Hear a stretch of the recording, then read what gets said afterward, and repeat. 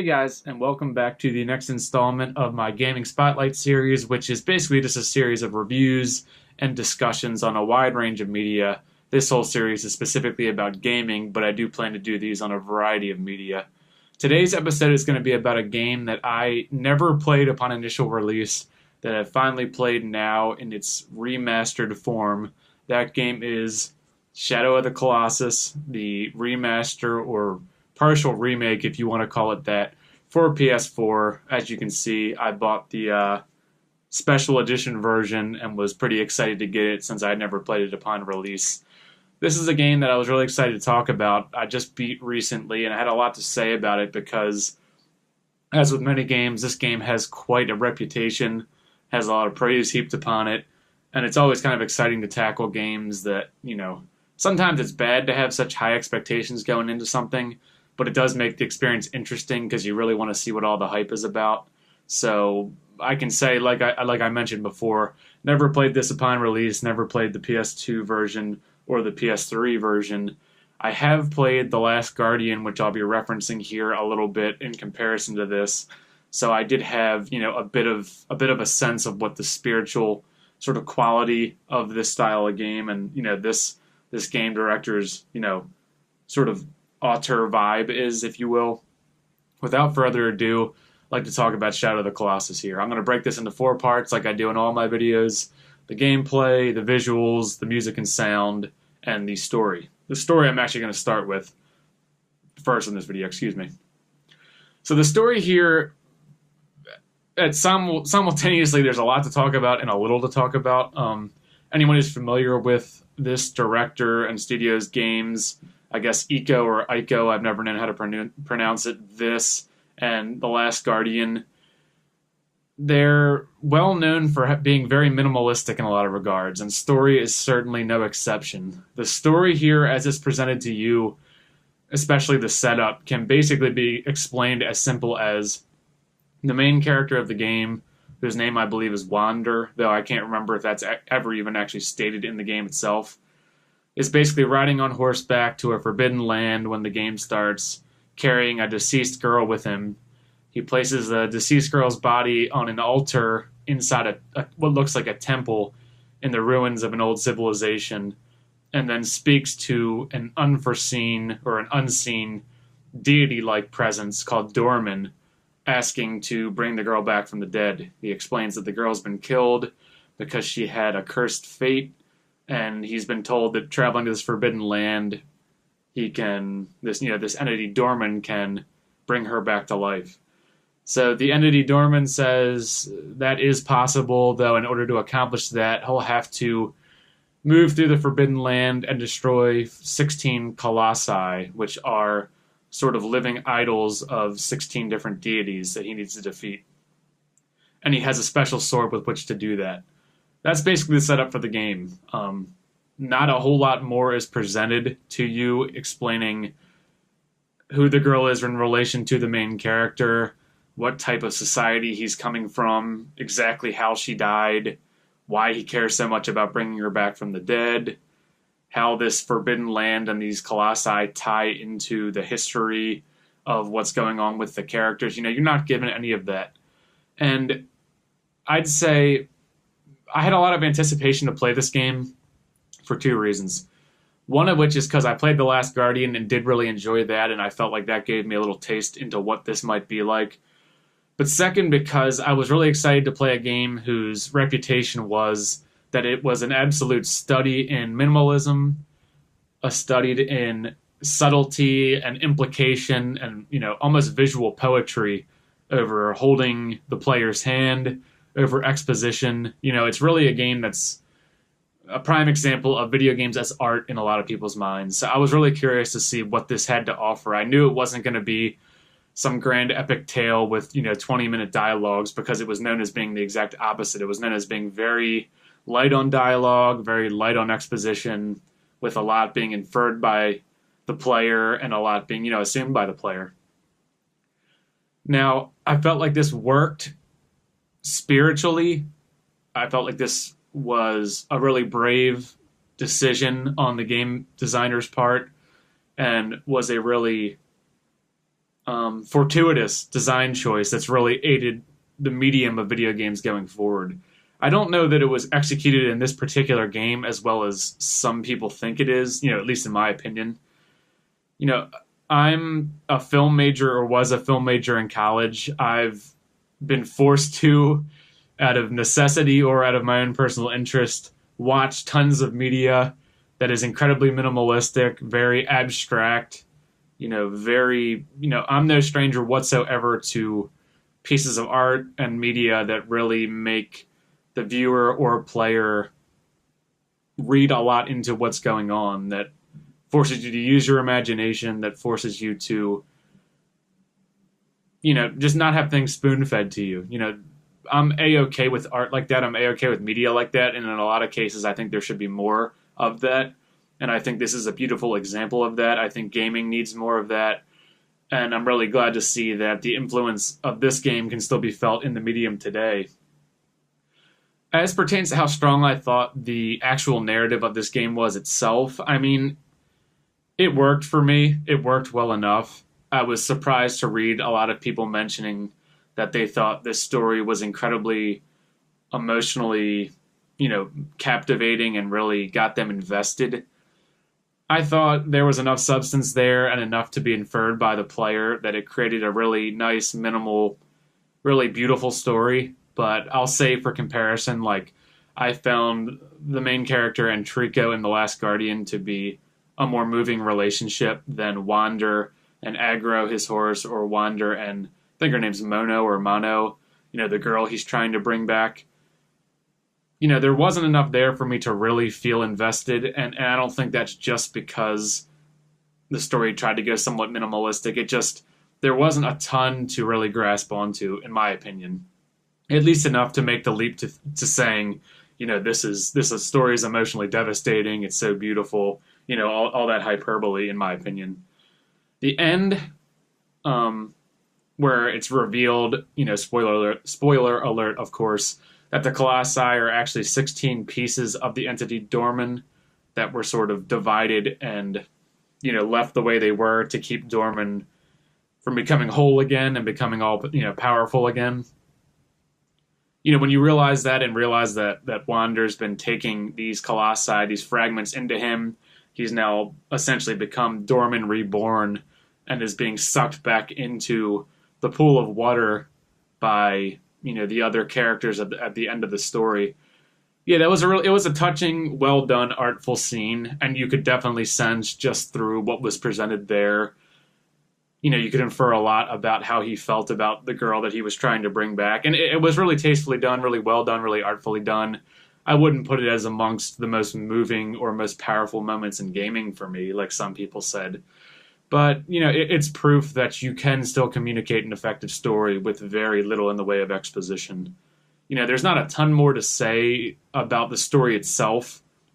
I'll sort of touch on certain other aspects of that in the next 3 sections. But yeah, what you get here is a very, very bare-bones story where so much is conveyed through inference and the atmosphere of the world and, very little cues that the game provides that you can make a lot of or make relatively little of. It's kind of up to the player. And I think even the director himself mentioned that, lots of elements of the story were open to interpretation. He himself didn't have a hard and fast way he wanted the offense to be, seen by the viewer. So, minimalistic story, well done. Don't think it's one of the best game stories ever or anything like that. But I think it was a really brave design choice that we need more of in gaming because it's something you see a lot more in, art films, if you want to call it that. And it's nice to see that sort of bleed into game design when this game came out years ago.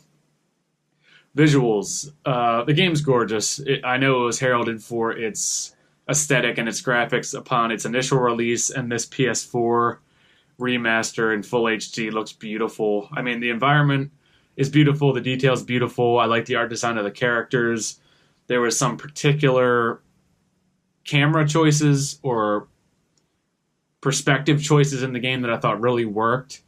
One I really absolutely loved was how the transitions from the cinematic scenes, which are relatively few and far between, transition really seamlessly back to the gameplay. You know, there's a scene after each time you defeat a Colossus where Wander's standing back in the main temple speaking to Dorman, and it cuts right from him standing there in a wide shot right back to you playing the game in a wide shot. And it really just makes you feel like it really keeps you in the moment because there isn't that big weird transition from CGI cinematic to gameplay again. You know, it really feels seamless.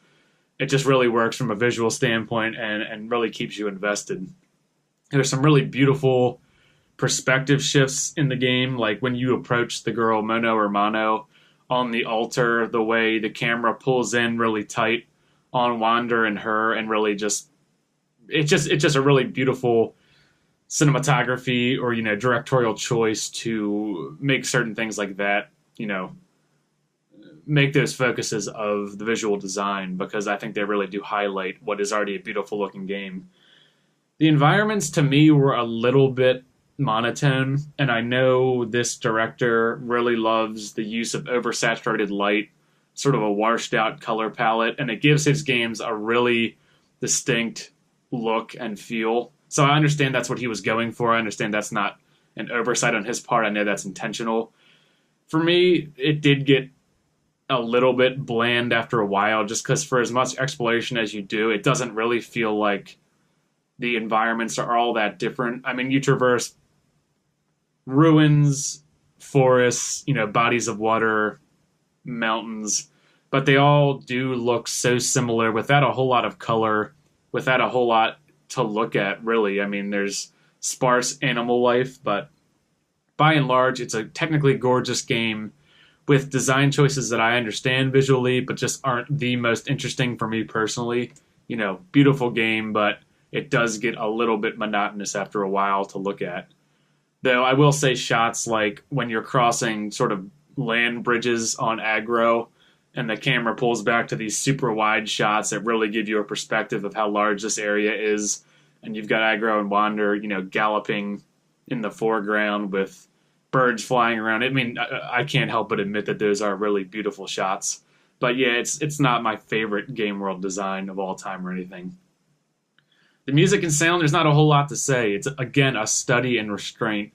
There's primarily ambient noise for large portions of the game, and in that silence, there are some beautiful moments. You know, it really is nice just galloping around these gigantic fields and plains on horseback with nothing but the sound of nature around you. It really is sort of a relaxing, peaceful vibe.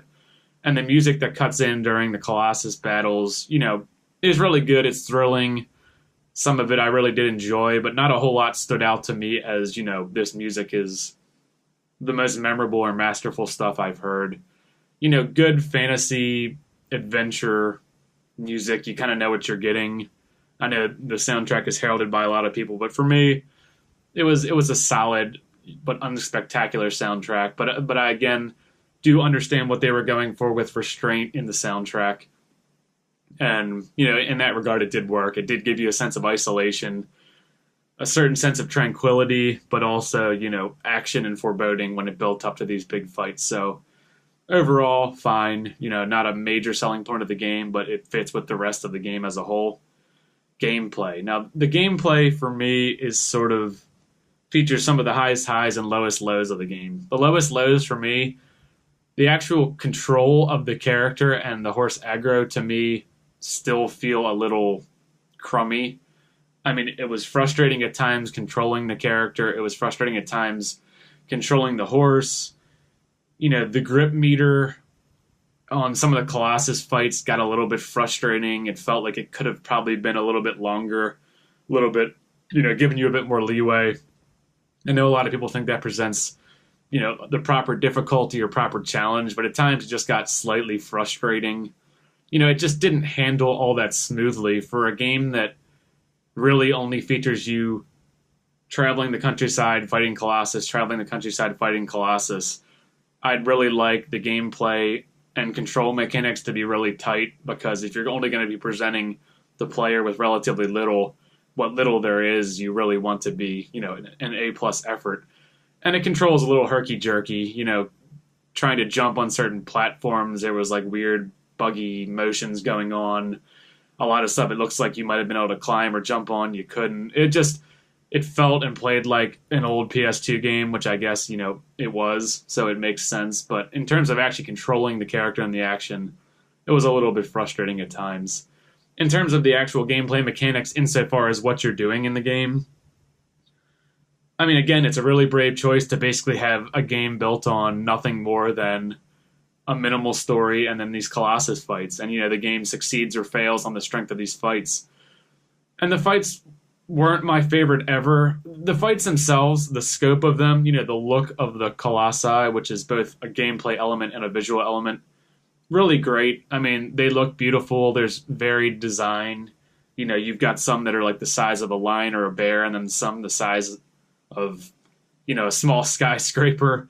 And they vary from humanoid to birds to underwater creatures. You really do get a nice variety, and the Colossi look great, and you do get some variety in fighting them. And there's some really cool boss mechanics, like I particularly like the Colossus fight where you have to scare the Colossus with the torch and the fire back off the cliff. I liked the Colossus fight with the giant worm, snake, dragon thing in the desert where you've got to, ride with aggro, deflate its, air pouches, and then jump on its back.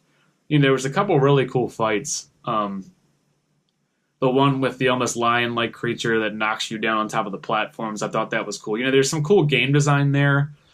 I didn't so much like how the boss fights are essentially just puzzles. I know this was a game that sort of pioneered that as a major boss fight mechanic where, there isn't so much combat going on as there's find a way to get on the Colossus, climb the Colossus, stab it. Find a way to get on the Colossus, climb the Colossus, stab it. You're doing different variations of that same mechanic in every boss fight. There's not a whole lot in the way of actual combat in a traditional sense. And I think that's fine because it does make the game a little bit different. But I will say by like the end of the bosses, I was getting it felt a little stale to me insofar as I was happy that I was getting towards the end because a ton more fights along those lines wouldn't have been that thrilling. But I will say they did a great job of presenting the scale of the Colossus, making the fights feel relatively epic. Some you're fighting primarily on foot, some you're fighting on horseback, so the variety there does work. But all in all, I think you can kind of get my impression on this game, and I think you'd come away from this review saying, Cameron, you sound like you're bashing this game, and I'm not. I'm so glad this game exists. I'm so glad I finally played it because it's so different from a lot of what we get in media as a whole and gaming specifically.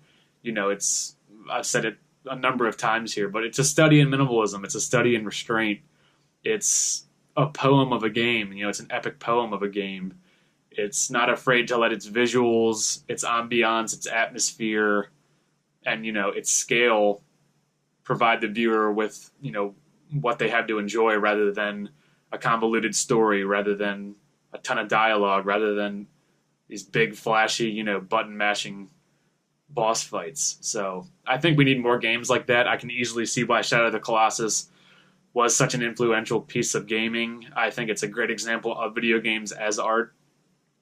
And it's a game I think everyone should play for an appreciation of what video games can be when they're not a mainstream shooter or something we've all seen, 100 times. But I will say this, I like more in spirit than execution, probably. It's not a game I'd want to play again because my appreciation for it exceeded my enjoyment of it, if that makes any sense. It's a game that I have a lot of reverence for, even if it's a game that isn't the most entertaining of all time to me. So my final score on this was an 8.9 out of 10. That might sound like a little bit less than people are expecting, but I think it's a fantastic game with a fantastic spirit and legacy that didn't quite live up to my expectations, but I can easily see why so many people love it. And having said that, I do hope I'm able to play more games along these lines if they're out there, because, we need more of these in gaming and in media in general. I hope this review has been of any use to you at all. I plan to keep making these gaming spotlight videos, keep fine-tuning them, and keep trying to make them a little bit more refined and a little bit sleeker going forward. And like I said, throw in some reviews of other media, movies, beer, TV, a couple videos on gaming and media as social devices and not just, straightforward reviews, because I know lots of people do those. But guys, thanks so much for watching this. I've rambled on enough. Shadow of the Colossus for PS4, an 8.9 out of 10. I do recommend it, even if it wasn't my favorite game of all time. Thanks for watching, and I'll talk to you again soon.